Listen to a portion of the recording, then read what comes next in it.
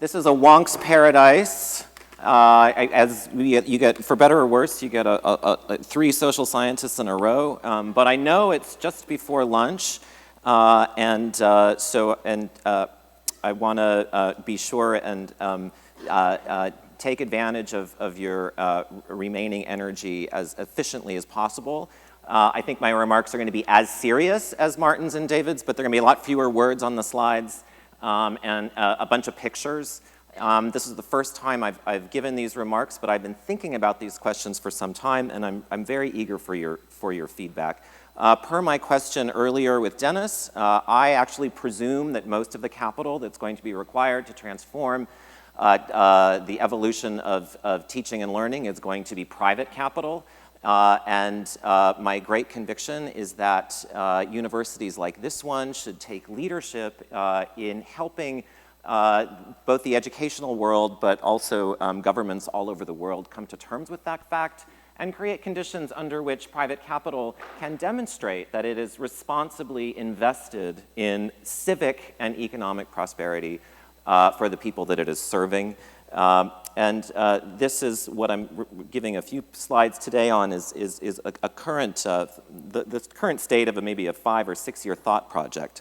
I'm going to take as given per earlier discussions that more frequent occupational and life transformations are inevitable for essentially anyone living on the planet who seeks to engage in remunerative employment.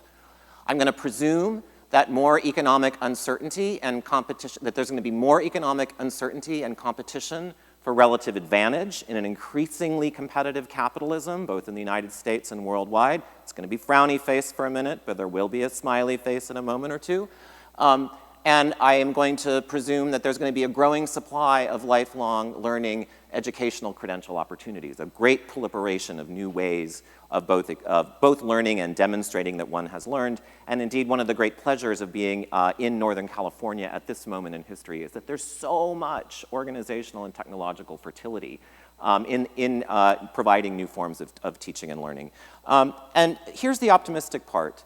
California, I moved here from New York City, and I know that all stories have to end in a happy way in California. I was cynical about that for a while, but I also have come to see that it's essential to our region's identity, that a sense of creativity and forward thinking is really an important asset of this region and a great many of the wealthy people in this region. I want to be facing this complicated future that you've been hearing about all morning with a smiley face and a question mark, all right? I'm going to also presume, along with David and Martin, that we're going to be looking at plural capital streams, a more plural public-private ecosystem for teaching and learning going forward.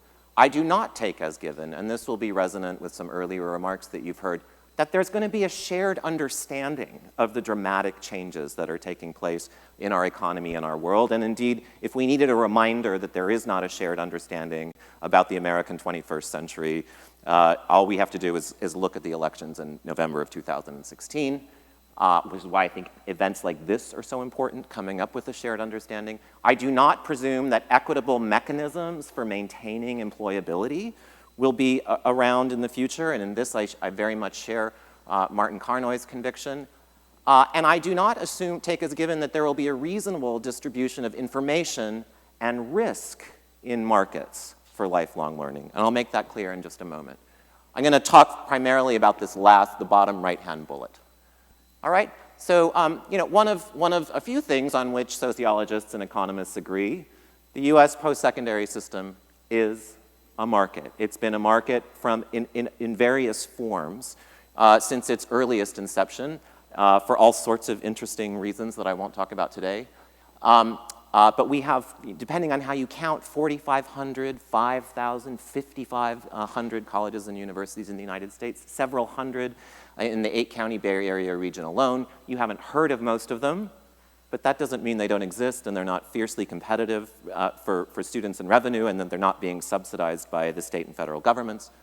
There's a categorical tiering of this system by admission selectivity and institutional wealth and prestige. That's been true since time immemorial as well. but the stratification regime within higher education has only gotten steeper in recent decades, so that the relative distance between extraordinarily wealthy and highly selective schools like Stanford and essentially the rest of the sector is growing. I think that's a large ideological problem for a lot of us as well, who like me, would like to see the most well-endowed and most research-intensive schools being of service to the rest of the sector, but we're becoming less and less like each other with each passing year, so it makes collective action more difficult across the sector.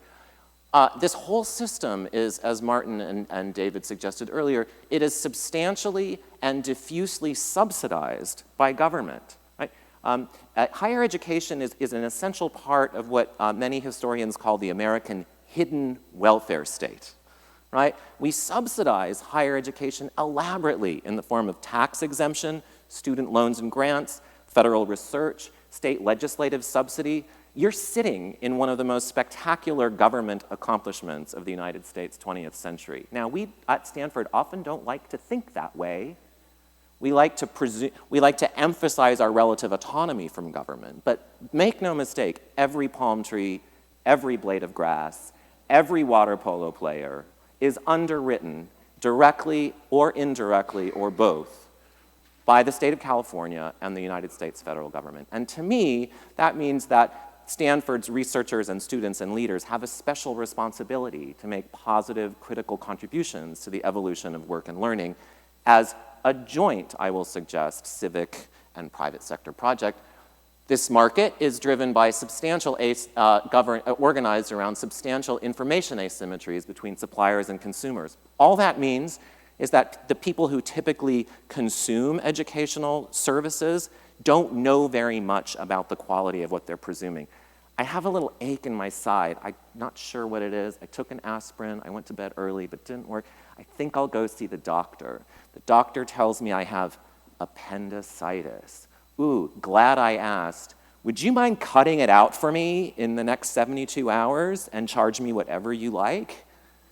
And I'll thank you afterwards, right? A medical exchange is one clear example of an information asymmetry in which I'm a one-shot player in getting an appendectomy. And so I enter into a commercial transaction hoping that I make the right deal. But I have to trust that the person on the other side of that deal is being responsible.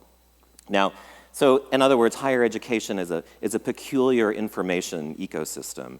And markets are no mere technical affairs. They're also deeply cultural and sensual and even emotional. The only time I went to Turkey, I visited the Grand Bazaar in Istanbul, which is one marketplace that has been elaborately written about by social scientists and artists over many generations. And it really is a spectacular place. These aren't my photos, I just got them off the web. But it really is a miraculous, quite a magical interactive experience. And it's full of people like this, who are very skilled in the art of explaining to you just why that particular piece of fabric is unlike any other fabric you are going to find in the market. And he'll tell you that you're the first customer of the day, which is good luck for him, so he's going to make a very good deal with you.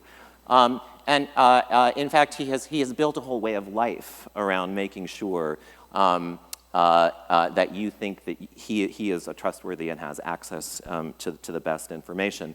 Now, there are good deals to be found, and in fact, one way in which you can find one is you could hire a guide, a personal shopper for the day, to help you with insider knowledge about exactly which booths one should peruse and just exactly how much that pair of leather sandals should cost. So that's one kind of market with which you may be familiar. You may be more familiar with this kind of market, right?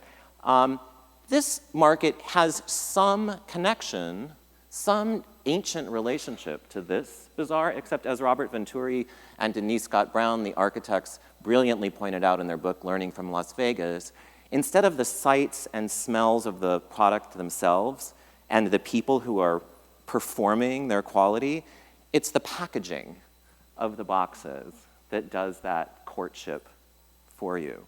And of course, just the packaging is a multi-billion-dollar industry, and it too is tiered for different kinds of consumers. And retailers fight fiercely for those middle shelves, right? For the sweetest, sugariest cereals, right? You know exactly why, right? I want to suggest, what is my next slide, that, I may ask a counterfactual. If we do nothing to create a responsible, lifelong learning marketplace, if we do nothing, what kind of marketplace will we probably get? I want to suggest that we'll get some combination of that and that. You know why I think that? Because that's the market for post-secondary teaching and learning that we currently have, right? On the left is the trust us. This is an exotic product. We've been honing its quality for hundreds of years, right? Only the most expert artisans will train your son or daughter at X university. Come visit, see how beautiful it is, right? Talk to our advisors and faculty members, right? And pay up, because we promise you it's a high-quality product, all right? Can you think of any universities that function like that? All right? And then there's a whole other side of the market, which it has invested primarily in advertising, right? To basically take David's American dream idea and like just kind of drill it into your heart, right? At commercial breaks, right? The University of Phoenix is spectacularly skilled at this. Even I shed a tear when I watched some of University of Phoenix's commercials. And all of this is, as Dennis said earlier, effectively unregulated. And so this market asymmetry is really shaped in large measure by either long-standing traditions of exoticism, right?